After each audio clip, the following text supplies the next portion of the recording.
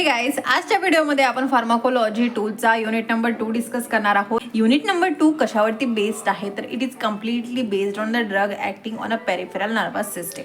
आता सगळ्यात मोठा प्रश्न येतो की ही पेरिफेरल नर्वस सिस्टीम आहे तरी काय, त्याला आपण PNS म्हणतो. तर आपल्या बॉडीमध्ये दोन फंक्शन वर्क करत असतात, एक असतो PNS आणि एक असतो CNS. आता हा PNS आणि CNS आहे तरी का, तर जी नर्वस सिस्टीम आपला ब्रेन आणि स्पायनल कॉर्ड याला रेग्युलेट करते ती झाली आपली सेंट्रल नर्वस सिस्टीम. आणि जी सिस्टीम म्हणजे ज्या नर्व्स, ज्या इम्पल्सेस एक्सेप्ट ही ब्रेन आणि स्पायनल कॉर्ड याला सोडून पूर्ण ऑल ओव्हर बॉडीमध्ये जिथे रेग्युलेट होते ती कोण रेग्युलेट करते, तर that one is our peripheral nervous system. आता हे जे काही पेरिफेरल नर्वस सिस्टीम आहे म्हणजे यामध्ये सगळं काही येणार, जे ज्याला आपण ब्रेन आणि स्पायनल कॉर्ड सोडले तर सगळे काही ऑर्गन, त्यामध्ये आपले हँड्स येणार, लेग्स येणार आणि ऑल ओव्हर स्किन किंवा जिथे कुठे सेन्सेशन होतं ते सगळं कुठे येतं, तर that one is come under the peripheral nervous system.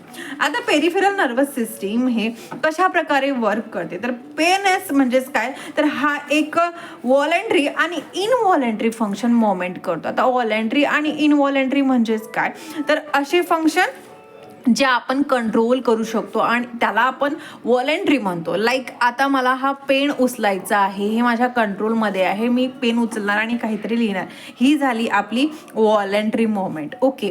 आणि काही अशा मोमेंट्स असतात ज्या आपल्या कंट्रोलमध्ये नाही आहे, लाईक आपले हार्टबीट आहे, ब्लड प्रेशर आहे, प्लस डायजेशन आहे, ह्या काय आहे तर ह्या आपण कंट्रोल करू शकत नाही, तर याला आपण इनव्हॉलेंटरी मोमेंट म्हणतो. ठीक आहे. आता हा पेरिफेरल नर्वस सिस्टीम व्हॉलेंटरी सुद्धा कंट्रोल करतो, इनव्हॉलेंटरी सुद्धा कंट्रोल करतो.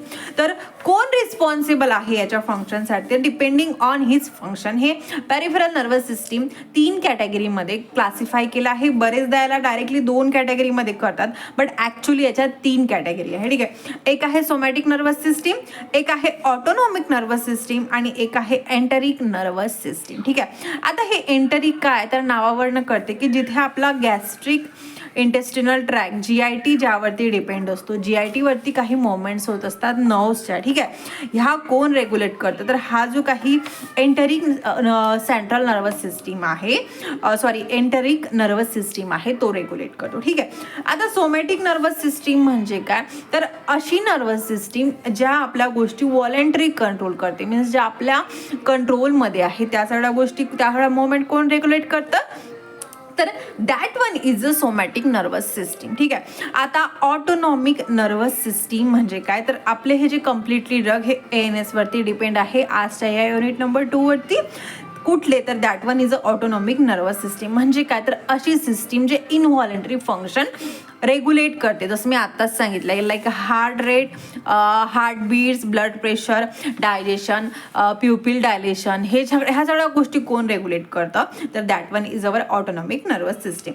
आता हे जे ऑटोनॉमिक नर्वस सिस्टीम आहे ह्या 2 सिस्टीमवरती वर्क करतं. ठीक आहे. कशा प्रकारे आधी समजून घेऊया. आता फॉर एक्झाम्पल नेहमी एक एक्झाम्पल घेत असतो आपण, लाईक तुम्हाला कुठेतरी वरती जायचे, स्टेअर्स आहे, एक 10 ते 12-15 पायऱ्या आहे. ठीक आहे. तुम्हाला वरती चढायचं आहे, तुम्ही इथे आहे. ठीक आहे. ज्याला सवय असला तो इझिली जाईल, बट ज्याला ह्या पायऱ्यांची सवय नाही आहे तर तो काय करणार, पहिली दुसरी पायरी इझिली चढणार. ठीक आहे. जसा जसा तू वरती जाणार तसा तसा काय होणार की त्याची हार्टबीट हे वाढत जाणार, त्याला थकवा जाणार. ठीक आहे. त्याला जे काही ब्रीथिंग करायला नॉर्मली आपल्याला ऑक्सिजन लागते त्यापेक्षा जास्त त्याची बॉडी डिमांड करणार. ठीक आहे. सो जेव्हा तो इथे या पोझिशनला जेव्हा तो लास्टला असणार तेव्हा जर आपण त्या व्यक्तीचं ब्लड प्रेशर जर चेक केलं तर तो 120/18 असणारच आहे ऑब्व्हियसली, तर त्याचा ब्लड प्रेशर इथे एलिव्हेट झालेला असणार. मे बी 200/100 सुद्धा इथे असू शकतं. ठीक आहे.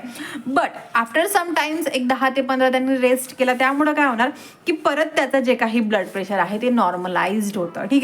आता इथे काय होतंय की ग्रॅज्युअली काहीतरी तो प्रोसेस करतो आहे, त्या प्रोसेसमुळे त्याची बॉडी किंवा त्याचं जे काही ब्लड प्रेशर आहे ते इन्क्रीज होत आहे, बट आफ्टर रेस्टिंग काय होत आहे, रेस्ट केल्यामुळे त्याचं जे काही ब्लड प्रेशर आहे ते नॉर्मलाइज्ड होत आहे.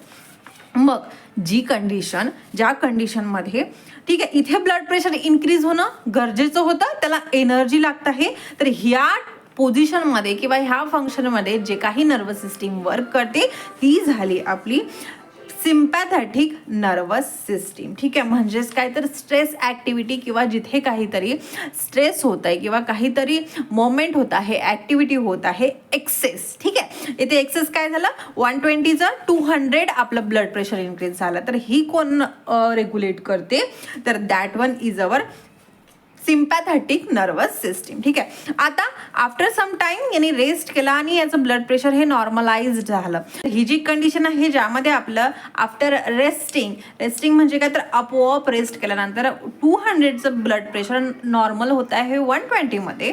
तर ते कोण वर्क करतो, कोणामुळं होतं. ठीक आहे, तर ते कोण करतं, तर that one is our parasympathetic nervous system. ठीक आहे, ह्या सगळ्या पार्ट्स कशाच्या आहे, तर that one is a autonomic nervous system. ठीक आहे, ऑटोनॉमिक नर्वस सिस्टीमचे दोन पार्ट आहे, एक आहे पॅरासिम्पॅथॅटिक नर्वस सिस्टीम आणि एक आहे सिम्पॅथॅटिक नर्वस सिस्टीम. आता मेन गोष्ट काय आहे, तर हे ब्लड प्रेशर इलिव्हेट झालं होतं, इलिव्हेट करायचं आणि त्याला परत डिक्रीज करायचं अप टू नॉर्मल. हे कोण डिसाईड करतं, तर हे सगळं आपलं नर्व्स रेग्युलेट करतात. आता ह्या नर्व्स रेग्युलेट कशा थ्रू करताय, मीन्स याचं फंक्शनल युनिट काय आहे, तर याचं फंक्शनल युनिट आहे आपले नेफ्रॉन की न्यूरॉन. तर ऑफकोर्स इथे काय असणार आहे, न्यूरॉन असणार आहे. ठीक आहे, एक खूप अशा चेन्स असतात आपल्या न्यूरॉनच्या एकमेकाला कनेक्ट झालेल्या असतात आणि ह्या चेन थ्रू आपले हे जे काही सिग्नल आहे ते फ्रॉम ऑर्गन टू ब्रेन आणि ब्रेन टू ऑर्गन मूव्ह होत असतात. आता आपला हा जो युनिट नंबर 2 आहे, हा युनिट नंबर 2 काय आहे, तर याच्यामध्ये पेरिफेरल नर्वस सिस्टीम आहे ज्याचा आपल्याला स्टडी करायचा आहे. स्पेशली जो ए पार्ट आहे, ए पार्टमध्ये आपल्याला काय स्टडी करायचं, तर हा जो ऑटोनॉमिक नर्वस सिस्टीम आहे याचं फंक्शन आणि याचं ऑर्गनायझेशन स्टडी करायचं आहे. म्हणजेच काय, तर ही peripheral nervous system, in short parasympathetic आणि सिम्पॅथॅटिक नर्वस सिस्टीम याचा स्टडी करायचा आहे आपल्याला या फर्स्ट पार्टमध्ये.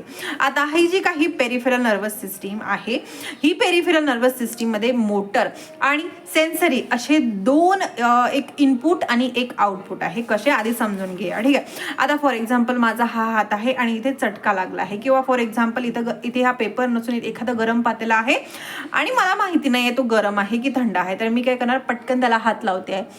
आफ्टर सम टाइम मला जसं कळलं की हे गरम आहे, तर मी काय करणार, एका सेकंदात, within a fraction of a second मी काय करणार, पटकन माझा हात माघारी घेणार आहे. का, तर मला कळलेलं आहे की ते आता गरम आहे आणि माझ्या हातासाठी ते हार्मफुल आहे. सो मी काय केलं की फ्रॅक्शन ऑफ सेकंड, एक सेकंद पण नाही लावला आणि चटकन माझा हात मागे घेतला.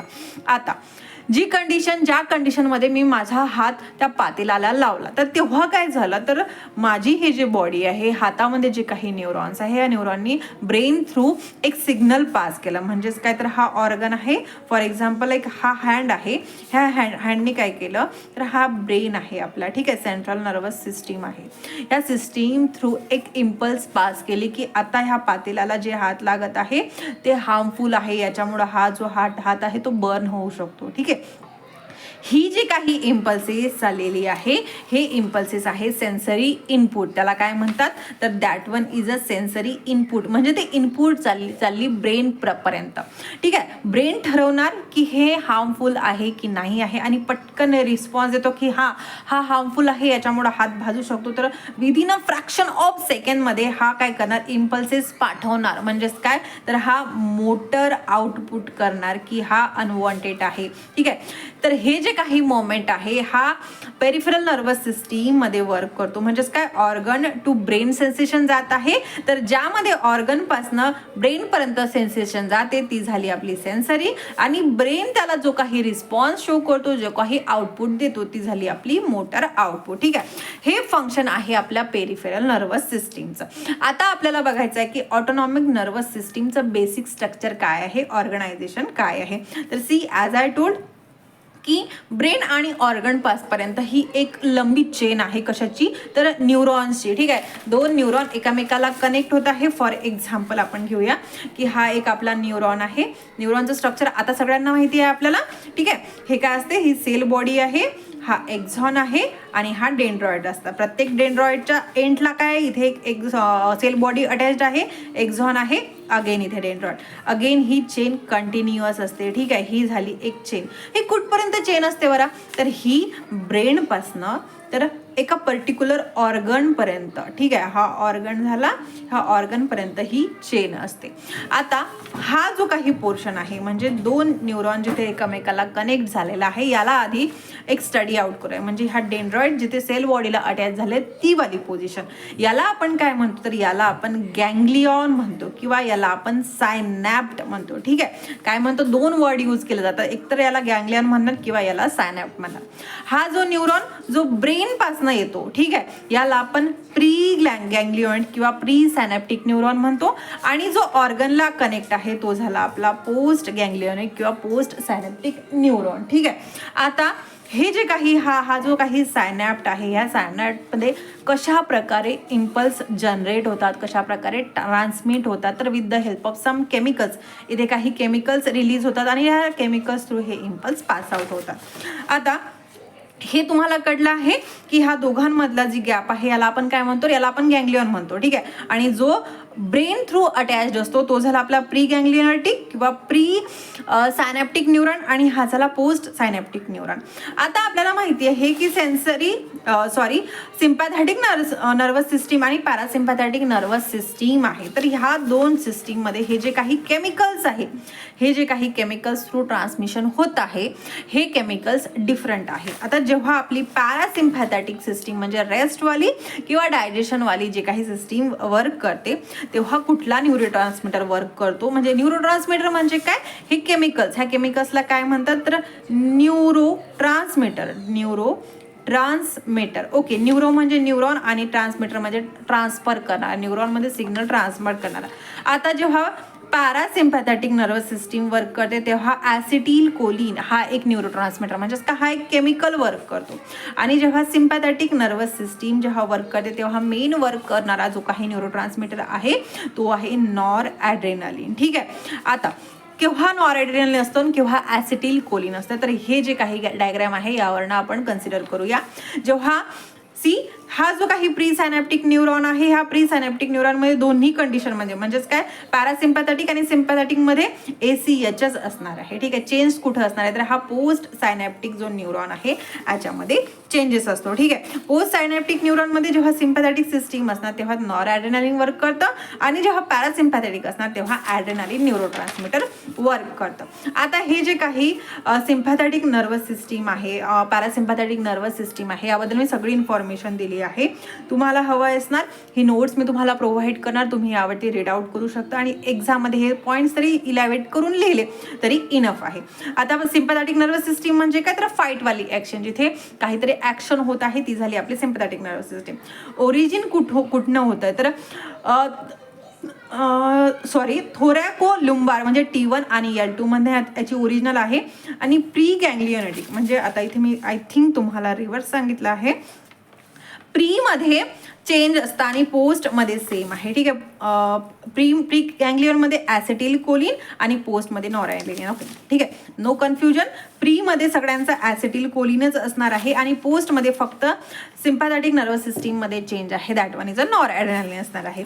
आता पॅरासिम्पॅथॅटिक नर्वस सिस्टीममध्ये काय फंक्शन काय तर हार्ट रेट हा डिक्रीज करतो, डायजेशन इन्क्रीज करतो. म्हणजेच काय तर एवढं काही पाठ करायची गरज नाही, मी तुम्हाला एक सिम्पल लँग्वेजमध्ये सांगत आहे की जेव्हा कुठेतरी रेस्ट करायचं आहे, हार्टबीट इन्क्रीज झाला आहे त्याला रेस्ट करायचं आहे, पॅरासिम्पॅथॅटिक सिस्टीम वर्क करणार. बट जेव्हा इन्क्रीज करायचं आहे तेव्हा कुठली सिस्टीम वर्क करणार आहे, that one is a sympathetic nervous system. फक्त आणि फक्त डायजेशन ही एक अशी प्रोसेस आहे जिथे आपलं हा जो काही पॅरासिम्पॅथॅटिक नर्वस सिस्टीम आहे तो एक्सायटेशन शो करतो म्हणजे ॲक्टिव्हिटीला इन्क्रीज करतो. ठीक आहे, आता हा जो काही ऑटोनॉमिक नर्वस सिस्टीम आहे याचे रिसेप्टार्स बद्दल बघूया. तर रिसेप्टार कशासाठी इम्पॉर्टंट आहे, ही जी काही आपण गॅप बघितली आहे म्हणजे सॅनॅट दोन न्यूरॉन जिथे एकामेकाला कनेक्ट झाली आहे, ह्या गॅपला फॉर एक्झाम्पल अशा प्रकारे कन्सिडर करूया. ठीक आहे, हा काय झाला तर हा आपला प्री सायनॅप्टिक किंवा प्री गँग्लियॉनेटिक न्यूरॉन, हा झाला पोस्ट गँग्लियॉनेटिक न्यूरॉन. ठीक आहे, इथनं काय होतं की इम्पल्स ट्रान्समिट होत आहे.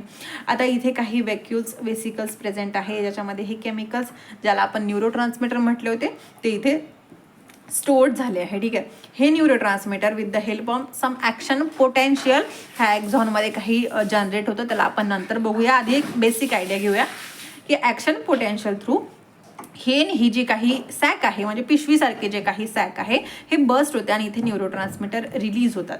हा जो पोस्ट सायनॅप्टिक न्यूरॉन आहे इथे काही रिसेप्टार्स प्रेझेंट असतात आणि ह्या रिसेप्टारला जाऊन हे बाउंड होतात आणि हे सिग्नल पुढं ट्रान्समिट होतं. अशा प्रकारे हे जे गॅप आहे या गॅप थ्रू सिग्नल ट्रान्समिट होतं. आता हे जे काही न्यूरो ट्रान्समिटर्स आहे हे जेव्हा या रिसेप्टर्सला बाउंड होतात, ह्या रिसेप्टर्सबद्दल आपल्याला इथे बघायचे आहे.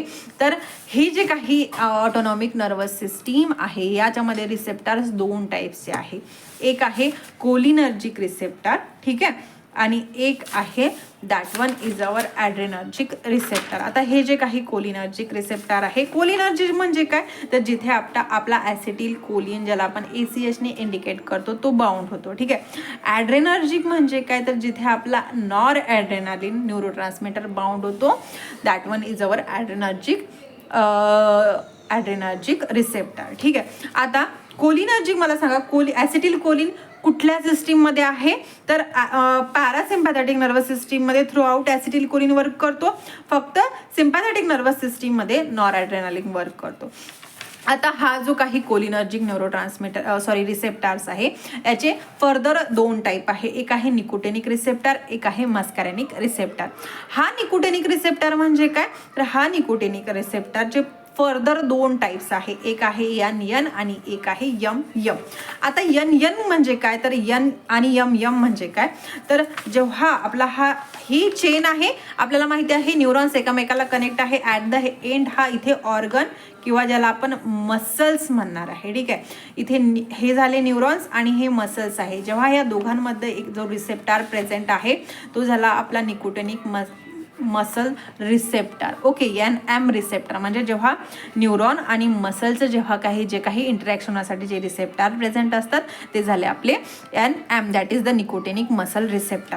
आणि न्यूरॉनमध्ये जे काही ट्रान्समिशन होतं इथे जे काही रिसेप्टर प्रेझेंट झाले ते झाले NN, that is the N autonomic ganglia, ठीक आहे. क्लिअर आहे सगळ्यांना.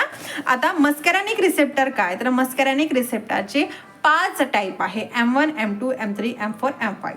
M1 कुठे प्रेझेंट आहे तर M1 सेंट्रल नर्वस सिस्टीम आणि गॅस्ट्रिक ग्लँडमध्ये प्रेझेंट आहे. हा काय करतो गॅस्ट्रिक ॲसिड सिक्रेशनला इन्क्रीज करतो. M2 कुठे प्रेझेंट आहे तर हा हार्टमध्ये प्रेझेंट आहे, हार्टमध्ये ॲक्टिव्हिटी डिक्रीज करतो. M3 कुठे तर स्मूथ मसल्स ग्लँडमध्ये प्रेझेंट आहे. M4 आणि M5 सेंट्रल नर्वस सिस्टीममध्ये प्रेझेंट आहे.